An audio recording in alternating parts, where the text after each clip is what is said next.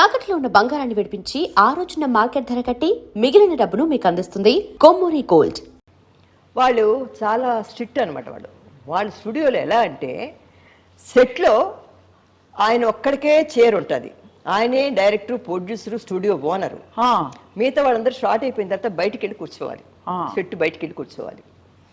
వాళ్ళ పద్ధతి అది. నేను సాంగ్ చేశాను. చేసిన తర్వాత రీషూట్ వచ్చింది. ఎందుకంటే జగయ్య గారిని తీసి కాంతారా గారిని వేశారు కదా, రమ్మని ఫోన్ చేశారు. అప్పుడు నేను మంచి టైఫాయిడ్లో ఉన్నాను అనమాట.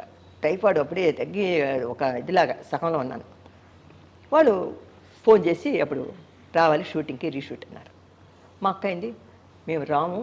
అప్పుడు సేలం ట్రైన్లో వెళ్ళేసి అక్కడికి వెళ్ళి వాళ్ళు ఇచ్చిన రూమ్లోనే ఉండాలి, వాళ్ళు ఇచ్చిన దీంట్లో ఉండాలి. చాలా స్ట్రిక్ట్ అనమాట ఆ స్టూడియోలో. మగవాళ్ళ మేకప్ రూమ్కి ఆడవాళ్ళ వెళ్ళకూడదు, ఆడవాళ్ళ మేకప్ రూమ్కి మగవాళ్ళు రాకూడదు, హీరోస్ కానీ ఎవరు. అలాగే చాలా కట్టుదిట్టాలి ఆ స్టూడియో అంటే చాలా మందికి తెలుసు. ఏమైనా మేకప్ తీసేస్తే ఒక ఆర్టిస్ట్, నేను లేడీ ఆర్టిస్ట్ నేను చెప్పను, నా కాల్ షీట్ అయిపోయిందని చెప్పి 9 o'clock అయిపోయిందని మేకప్ తీసేస్తే షార్ట్ అవ్వలేదు, మేకప్ వేసుకొని ఫుల్గా మళ్ళీ చేసుకొని రా అన్నాడంట. ఈవిడందంట నేను రానంటే గేట్లు మూసేయండి పెద్ద గేట్లని అన్నంట.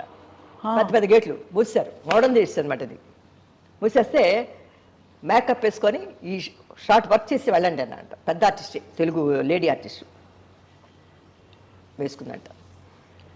10 టేకులు చేస్తే అందులో మీ డబ్బు కట్ చేసేస్తాను, రియల్ అప్పుడు ఫిలిం కదా, కట్ చేసేస్తాను, వర్క్ చేసేసి తనే మీరు బయటకు వెళ్ళగలరు అన్నారు.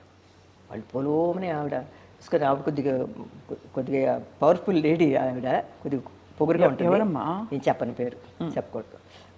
తర్వాత వర్క్ చేసింది, చేసిన తర్వాత వదిలారు. అలాగే ఒక హీరోని కూడా అలానే చేసి చెడు కట్టేశారని చెప్పి విన్నాను, నాకు తెలియదు అదేం, కానీ ఇది మటుకు తెలుసు.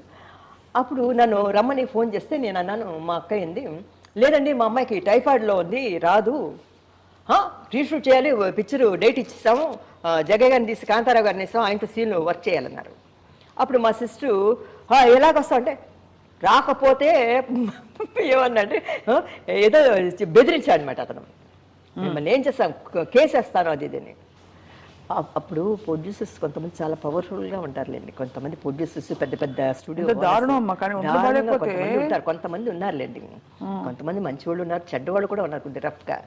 దేవర్ కూడా దేవర్ ఫిలిమ్స్ అంటారు కదా, అతను కూడా కరెక్ట్గా డబ్బులు ఇస్తారు, కరెక్ట్గా కాల్ షీట్లు ఇస్తారు. మనం మెగా కొట్టామంటే కత్తి పట్టుకొని వచ్చేస్తారు ఇంటికి. అలాంటి వాళ్ళు కూడా ఉన్నారు. డాన్స్ మాస్టర్ కూడా అంతే, గిల్లేస్తారు, ముడుకులు ఎరకొట్టేస్తారు. డాన్స్ కూడా కష్టం, చాలా కష్టం లేండి అప్పుడు, హార్డ్ వర్క్. మాకంటే ముందు చెప్తున్నాను. రమ్మంటే సరే ఇంకేం చేస్తాం, కేసు అప్పుడు చిన్నపిల్లలు పైకి వస్తున్నాడు కదా, ట్రైన్లో వెళ్ళి ఇలాగా పొల్లలాగా అయిపోయాను. ఆ సాంగ్ చూసి కాంతారావు అన్నారు, రాయశ్రీ ఫ్రెష్గా ఉంది, చాలా బాగుంది ఈ సాంగ్లో, అది ఆయన పక్కన ఎప్పుడు చెల్లులుగా వేసేదాన్ని కదా అనుకున్నారు. డ్రెస్ చూస్తే నా డ్రెస్సు సగానికి సగం అయిపోయింది, వదిలైపోయింది, పుల్లలాగా అయిపోయాను. చెవులు వినబడలేదు. మేకప్ ఈ గెటప్, రాణి గెటప్ వేసుకొని నిలబడి డైలాగు, కెమెరా మైక్ ఏమో పైన ఉంది, లేదు బంధించండి ఏదో డైలాగ్ చెప్పాలి. నాకు చెవు వినబడలేదు. కాంతారావు గారు డైలాగ్ చెప్తున్నప్పుడు ఏం చెప్తున్నారో వినబడలేదు అనమాట. కాంతారావు అప్పుడు అన్నయ్య అనేదాన్ని కొత్తలో. కాంతారావు గారు అన్నయ్య నాకు చెవు వినబడటం లేదు, మీరు చెప్పిన తర్వాత కొద్దిగా ఏదైనా ఇలా మూమెంట్ ఇవ్వండి, నా డైలాగ్ చెప్పేస్తాను అన్నాను. చెప్తే మైక్ అందటం లేదో గట్టిగా చెప్పమంటారు, గట్టిగా రావటం లేదు, ఎందుకంటే నేను చాలా వీక్ అయిపోయి ఉన్నాను. అవునవునవును. ఆయన అర్థం చేసుకొని చెప్పాడు నాకు. చెప్పిన తర్వాత నేను చెప్పాను.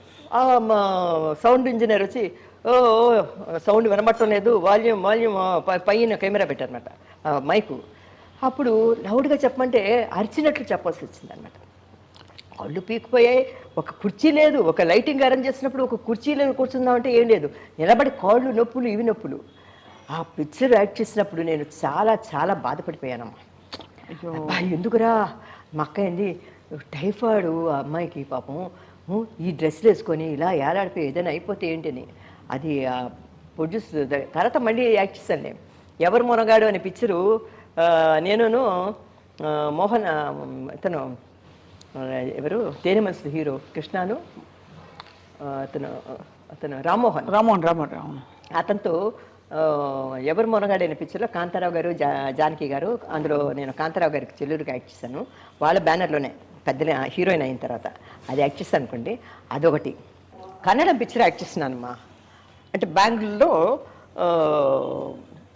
అది జూబ్లీ హిల్స్ నంది హిల్స్కి వెళ్ళే దీంట్లో కొన్ని షార్ట్స్ ఉన్నాయి, నేను డ్రైవ్ చేయాలన్నమాట. అందులో ఆ పిక్చర్లో నేను చాలా రిచ్ గేడు, ఆ కన్నడ పిక్చర్లో ఒక రేస్కి వెళ్ళి బాగా డబ్బులు గిడ్లు అంతా డబ్బులు ఒక బాక్స్లో పెట్టుకొని వస్తున్నప్పుడు రౌడీలు కొంతమంది చూస్తారన్నమాట.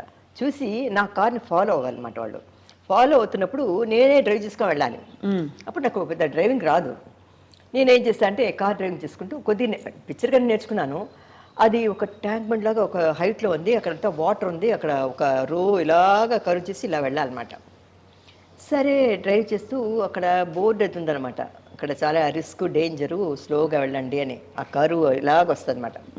ఎర్లీ మార్నింగ్ పెట్టారు షూటింగ్. నేను డ్రైవ్ చేస్తూ ఉంటే నేను స్లోగా వెళ్ళాను. కెమెరా ఎక్కడో లాంగ్లో పెట్టారనమాట, జూమ్ పెట్టారు. వాళ్ళు అన్నారు స్లోగా వెళ్తే కట్ అనేసి, అమ్మ లేదమ్మా కొంచెం స్పీడ్గా వెళ్ళాలి నువ్వు, ఎందుకంటే రౌడీలు వచ్చి నిన్ను ఫాలో అవుతున్నారు, నువ్వు స్పీడ్గా వెళ్ళాలి, నువ్వు కార్ డ్రైవ్ చేయాలన్నారు. స్పీడ్గా రా అన్నాను.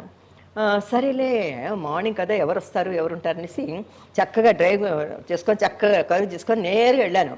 వెళ్తుండేసరికి ఒక పొద్దున్న వాడు ఎవరు పోలీసులు వెళ్ళేసి ఏమి పెట్టలేదు, లాంగ్లో ఎక్కడో పెట్టుకున్నారు కెమెరా. ఒక లారీ వస్తుందన్నమాట. లారీని చూసేసరికి నాకు బ్రేకు క్లచ్ అది అవ్వట్లేదు కదా, నాకు డ్రైవింగ్ షాక్ అయిపోయి ఇటు పక్క లెఫ్ట్లో తిప్పుదామంటే ఒక ఎద్దుల బండి వస్తుందన్నమాట. అమ్మ బాబు ఇటు పక్క లారీ ఇటు పక్క ఎద్దుల బండి అని చెప్పేసి ఇంకేం చేయలేక స్పీడ్గా లెఫ్ట్లో తిప్పిస్తాను. అక్కడ ఒక దెమ్మ ఉందన్నమాట, పెద్ద రాయి కింద వాటర్ ఉందన్నమాట. ఈ కారు పోయి దెబ్బని దానికి తగిలి గాజు పెంకులన్నీ రాలిపోయి నేను అలా పడిపోయాను అనమాట. పడిపోయి నువ్వు ముక్కులోంచి రక్తం, రిబ్స్ దగ్గర దెబ్బ, అలాగా పడిపోయి ఉన్నాను. ఆ కెమెరామెన్ డైరెక్టర్ అంతా ఓహ్ రాజశ్రీ క్లోజ్ అనుకున్నారు. అనుకొని పరిగెత్తుకుంటూ వచ్చారు.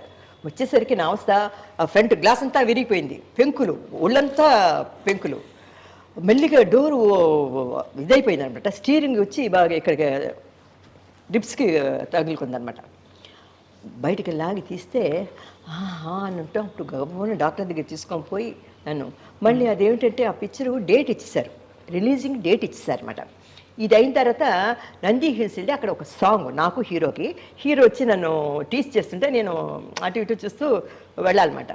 అప్పుడు ఈ యాక్సిడెంట్ అయింది కదా, డాక్టర్ దగ్గర చూసి మా అక్క ఏంటి మేకప్లో ఉంది, మళ్ళీ నెక్స్ట్ అక్కడికి వెళ్ళాలి కదా డ్రెస్ చేంజ్కి, వాటికి అన్ని నగలు గిగులు అన్నీ రెడీ చేసి పెట్టుకుంటుంది అనమాట. మా సిస్టర్ రాలే, 2-3 షార్ట్లే కదా, ఇది అయిపోయిన తర్వాత మనం నంది హిల్స్ సాంగ్ ఉంది కదా, పిక్చర్ వెళ్ళి ఇంకా 2-3 సీన్లు ఉంటే ఫినిష్ చేసి వెళ్ళిపోవచ్చని.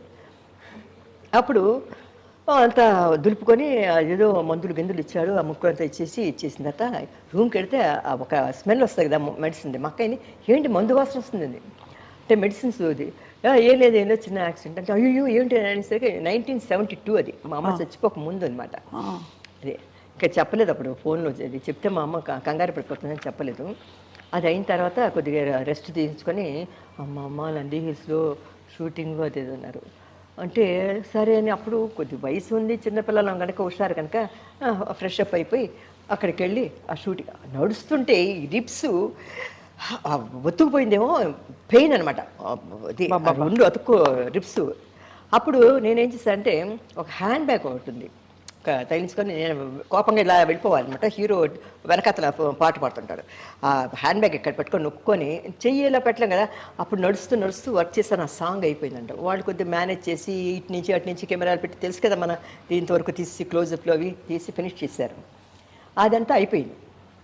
అయిపోయిన తర్వాత ఆ పిక్చర్లో నేను చచ్చిపోతాను అనమాట. హీరోయిన్ చచ్చిపోతుంది. చచ్చిపోయిన తర్వాత ఈ హీరో ఏం చేస్తా అంటే ఈ డెడ్ బాడీని తీసి ఏదో ఒక నదిలో పడేస్తాడు అనమాట, పడేయాలి. అది సీను. బెడ్లో పడుకొని ఉంటాను, పడుకుంటే తీసి తన షోల్డర్లో వేసుకొని మెట్లు దిగి కార్ డిక్కీలో పెట్టాలన్నమాట. అప్పుడు ఏం చేశాడంటే అతను వేసుకున్నాడు, భుజాన్ని వేసుకున్నాడు, కరెక్ట్గా రిబ్స్ వాడి షోల్డర్లో పడింది. శ్రీనాథ్ అని కన్నడ హీరో. నాకు నేను చచ్చిపోయిన సీన్ నాది, డెడ్ బాడీ, మాట్లాడకూడదు అనకూడదు ఇలా వేలాడిపోయి ఉండాలి. నేను అంటున్నాను అయ్యో అని నాకు తట్టుకోలేకపోయాను అనమాట. తర్వాత మెట్టు దిగుతున్నప్పుడు ఆ జర్క్ వస్తుంది కదా, అప్పుడు రిబ్స్ బాగా పెయిన్ అయిపోయింది అనమాట. చచ్చిపోయి అమ్మ బాబోయ్ చచ్చిపోయినట్లు యాక్ట్ చేయడం ఎంత కష్టం రా బాబు అనుకొని తాత నన్ను వంచి అడ్డికిలో ఇలా పెడతాడు.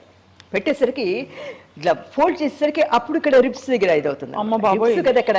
అవును. ఇప్పటికీ నా కొడుకు ఎప్పుడైనా అమ్మ అని కావాలించుకుంటే ఇక్కడ నొప్పి వచ్చేస్తుంది నాకు రిప్స్. బాబా. ఆ రిప్స్ నలిగిపోయి ఉన్నాయన్నమాట. అది ఆ కండ అప్పుడు ఏదో ఫ్రాక్చర్ అయింది అనుకుంటే డాక్టర్ అన్నాడు, అమ్మ రిప్స్ ఇది కావద్దు, అందులో మధ్యలో కండ ఇది అవుతుంది అన్నారు. తర్వాత బాడీ వేసి తీసుకొని పోయి చాలా కష్టపడినవి ఏమిటంటే మోడర్న్ డేస్ తోటి ఇదొకటి.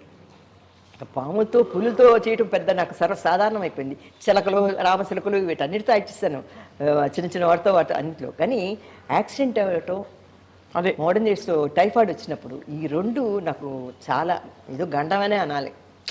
అదే నాకు